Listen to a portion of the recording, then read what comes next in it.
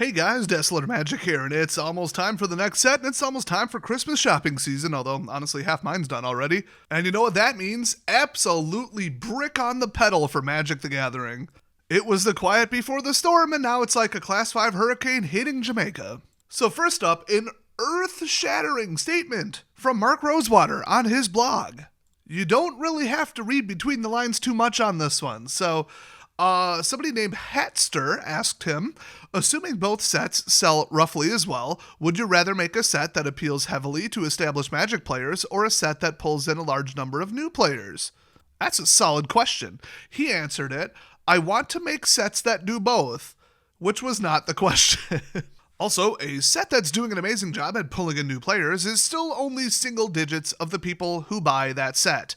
I thought you said this was spicy, Des. Oh, there's one more sentence. If a set isn't appealing to established Magic players, it's in trouble. Hola, amigos. Can you spot the set that didn't do very well? That's right, amigos. It was the Spiderman set. Thanks for watching Dora the Magic Explorer. We'll be back after these messages. I need a drink. So I believe their cover story, and I'm pretty confident you can refer to it as that at this point, was that, we did like Final Fantasy because it brings in Magic players, and then it also brings in brand new people from the Final Fantasy universe, and then it sold really, really well. So they're like, whoa, I don't know if they just like didn't take a survey, or I mean, this would be really hard to take a survey because how are you going to reach the people who just started the game during that one set? Like, you probably don't have their email unless it was Arena, and it's like, I don't know. I mean, you do have an email and new signups for structured play at F&M, but I don't know. Somehow, he still managed to figure out that even a set that pulls in, like, the Warhammer 40k people, the Final Fantasy people, I think that's all two of them that did well. Because, I mean, Lord of the Rings is everyone. There's some crossover there. I'm not even going to count that one. It is still only single digits of the people who buy that set. So what it really was the Final Fantasy cards being worth a ton, being really, really powerful, and being playable in other formats than Standard. And then I think they had some lottery cards. The gold chocobo, there's like 77 of them or whatever. So then you get the Twitch streamers on there doing advertisements for you where it's like, ooh, tonight I could open a whatever. Ooh, I'm opening $1,000 worth of product. Whoa, which is like $1. So I wouldn't consider that a new player. I'd call it an alternative purchaser, like at best. So here's the problem. For every single person that leaves the Magic community, doesn't play, doesn't buy, quits, whatever, goes on hiatus and leaves it that way, however you want to say it, you need about 1.1 to have like steady, good, healthy growth over 30 years. Now, there have been dramatic ups and downs. It doesn't work that way, but you target 1.1 so that you can kind of hoard customers for a bad time, and then in the end, it would kind of even out. Right now, the game is too complex, it's too expensive. The standard pool to build a standard deck is just horrible. The toxic format, I meant to say the standard format is toxic, but we'll go with the first one. The toxic format is unplayable. Nobody wants to read that much. Nobody wants to learn that much. Nobody wants to learn 3 years worth of keywords. Nobody can even buy cards that came out 3 years ago. Nobody even plays anymore. The game is too fast. It's not even worth shuffling. And if you're going to play a high-powered format with a high complexity, you might as well just play Commander or Free-for-All or whatever you want, or Draft, or just learn Sealed, or, then you only have to learn one set worth of mechanics. Except, honestly, Draft was like the last thing I learned, so the difficulty level and approachability of any kind of limited, I don't know. I've seen people really, really screw themselves up at a even like, the Sealed pool. Where they like have them right in front of them and they don't really know how to balance it and like how probability works in the context of like scaling up and down.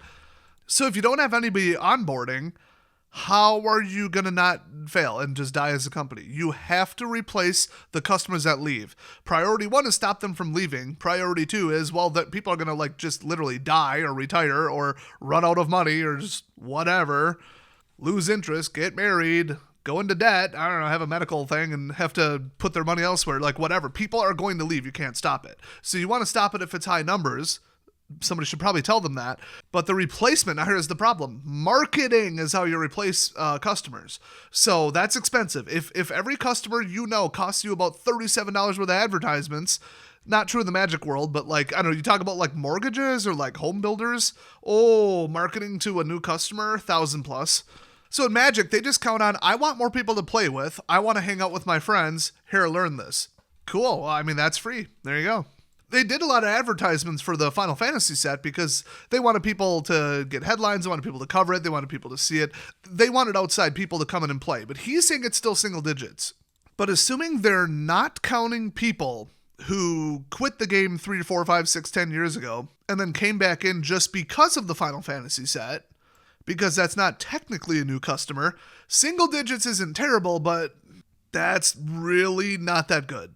And I guarantee almost every set release, they're losing single digits worth of customers. So let's say somebody wants to jump into the hobby. Usually somebody would borrow them a deck. That doesn't work on Arena, which they're pushing Arena because it's easier. They knew they were killing stores with the Amazon crap, competing directly with them with online sales in a platform that a lot of people shop on. Not me personally, but, you know. So now if you want to jump on Arena, they give you some welcome decks, but they're a joke. If you want to compete, you're looking at several $100s out of pocket right now in a game that you don't know anything about, and you can't really play with your friends. You kind of can, but you could just jump on your computer and play anything with your friends. It doesn't really work to do it on Arena. Even if you're on voice chat, it's just weird. I'd rather like go somewhere and play something, and then the scheduling, like, it's just a whole thing. So you got this giant investment, and then who knows when rotation is, they nuke all your decks, and it's just bad. It's a bad experience overall. Now, it used to be you could throw together a deck for 20 to 30 bucks, go to F&M, and not come in last. That used to always be the case. Now, the power level is so high, the deck variety is so low, you're just going to get beat by the same stupid blitz crap overpowered garbage combo, or doesn't even let you play the deck you just built Control-a-thon. Absolute trash. They don't care about fun, they don't care about enjoyment, and if people aren't having fun or enjoying it, they sure as hell aren't going to give you anything even resembling some of their money, let alone like $300, $400, $500. And here we go. Metagame, Day 2, SCG Con. Just happened in Baltimore. 68 of the decks were Is It Cauldron. 26 of the decks were Mono Red Blitz. Dimir Midrange, which is an obnoxious deck, was 7. Sultai was 5. Simic was 5. Selesnya was 3. Azorius Control is 2. 4-color Control is 2. Boros Aggro, okay, 2. Jeskai Control, 2. And then other 9. So everybody's playing the same 2 decks because they can't be beaten. It's Vivi Ornithir crap, so they're obviously going to ban her. And honestly, as long as they ban Simulacrum, I don't care what else they do. None of my decks have problems beating the stupid Vivi deck. I don't think I've lost to it a single time. Black Blitz with removal backend. Yeah, you're going to get stomped. And then Reanimator is obnoxious because it just ramps, and then the rest is Control. So you got Blitz, Broken Crap, and Control.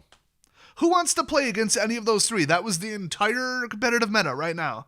And I believe that total with the top 2 is over 90% of the field. Might be 80. I could add it up and just kind of estimating. But yeah, it's bad. It's bad.